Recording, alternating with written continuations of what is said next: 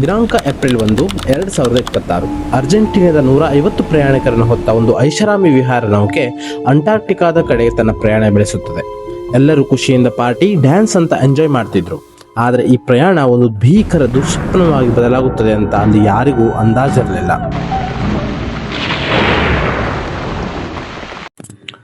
ಪ್ರಯಾಣ ಶುರುವಾದ ಕೇವಲ 5 ದಿನಗಳಲ್ಲಿ 70 ವರ್ಷದ ಒಬ್ಬ ಪ್ರಯಾಣಿಕನಿಗೆ ಜ್ವರ, ತಲೆನೋವು ಶುರುವಾಗುತ್ತದೆ.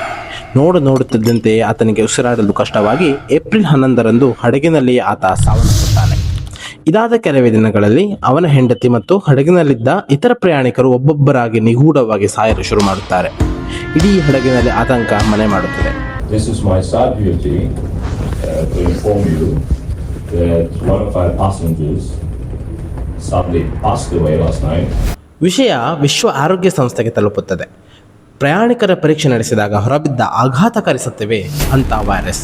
ಸ್ನೇಹಿತರೆ, ಇದು ಎಂತಹ ಅಪಾಯಕಾರಿ ವೈರಸ್ ಎಂದರೆ ಇದಕ್ಕೆ ಇಲ್ಲಿಯವರೆಗೆ ಯಾವುದೇ ಲಸಿಕೆ ಅಥವಾ ಚಿಕಿತ್ಸೆ ಇಲ್ಲ.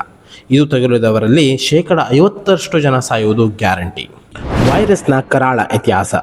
ಈ ವೈರಸ್ ಏನು ಹೊಸದಲ್ಲ. ವಿಜ್ಞಾನಿಗಳಿಗೆ ಇದರ ಬಗ್ಗೆ 70 ವರ್ಷಗಳಿಂದಲೇ ತಿಳಿದಿದೆ.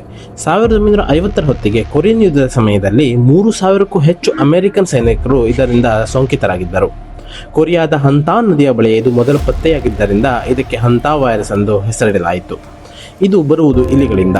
ಮನುಷ್ಯರಲ್ಲಿ ಇದು 2 ರೀತಿಯ ಮಾರಣಾಂತಿಕ ಕಾಯಿಲೆಗಳನ್ನು ತರುತ್ತದೆ. ಒಂದು, ಕಿಡ್ನಿ ಫೇಲ್ ಆಗಿ ರಕ್ತಸ್ರಾವವಾಗುವುದು. ಇನ್ನೊಂದು, ಶ್ವಾಸಕೋಶದಲ್ಲಿ ನೀರು ತುಂಬಿಕೊಂಡು ಉಸಿರುಗಟ್ಟು ಸಾಯುವುದು. ಭಾರತದ ಮೇಲಿನ ಪರಿಣಾಮ. ಹಾಗಾದರೆ ಈ ವೈರಸ್ ಭಾರತಕ್ಕೂ ಬಂದಿದೆಯಾ? ಹೌದು. 2005ರಿಂದ 2008ರ ನಡುವೆ ತಮಿಳುನಾಡಿನ ವೆಲ್ಲೂರಿನಲ್ಲಿ 28 ಪ್ರಕರಣಗಳು ಪತ್ತೆಯಾಗಿದ್ದವು. ಮುಖ್ಯವಾಗಿ ಇಲಿ ಹಿಡಿಯುವ ಬುಡಕಟ್ಟು ಜನರಲ್ಲಿ ಮತ್ತು ಗೋದಾಮುಗಳಲ್ಲಿ ಕೆಲಸ ಮಾಡುವವರಲ್ಲಿ ಇದು ಕಂಡು ಬಂದಿತ್ತು. ಇಷ್ಟು ದಿನ ಕೇವಲ ಇಲಿಗಳಿಂದ ಮಾತ್ರ ಮನುಷ್ಯನಿಗೆ ಬರುತ್ತದೆ ಎಂದು ನಂಬಲಾಗಿತ್ತು. ಆದರೆ ಈಗ ಈ ಕ್ರೂಸ್ ಹಡಗಿನಲ್ಲಿ ಹರಡಿದ್ದು ಆ್ಯಂಡೀಸ್ ವೈರಸ್ ಎಂಬ ಪ್ರಭೇದ. ಇದು ಮನುಷ್ಯನಿಂದ ಮನುಷ್ಯನಿಗೂ ಹರಡಬಲ್ಲದು. ಹಾಗಾದರೆ ಇದು ಮುಂದಿನ ಕೋವಿಡ್-19 ಆಗಲಿದೆಯಾ? ಭಯಪಡುವ ಅಗತ್ಯವಿಲ್ಲ. ಏಕೆಂದರೆ ಇದು ಕೋವಿಡ್ನಂತೆಯೇ ಗಾಳಿಯ ಮೂಲಕ ಹರಡುವುದಿಲ್ಲ. ಸೋಂಕಿತರ ಜೊತೆ ದೀರ್ಘಕಾಲದ ಮತ್ತು ತೀರಾ ನಿಕಟ ದೈಹಿಕ ಸಂಪರ್ಕವಿದ್ದರೆ ಮಾತ್ರ ಇದು ಹರಡುತ್ತದೆ.